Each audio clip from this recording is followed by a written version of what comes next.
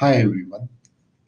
Dishwashing formulations, they mainly compose of a surfactants, then chelating agents, anti-corrosion agents, neutralizer, viscosity builder if they are liquids, then bleaching agents, fragrance, color, stabilizer, preservatives, antibacterial, and demineralized water as a solvent.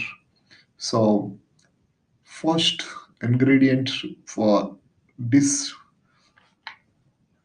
washing chemicals. So some chemicals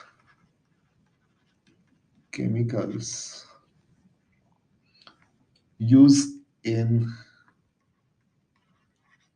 dishwashing.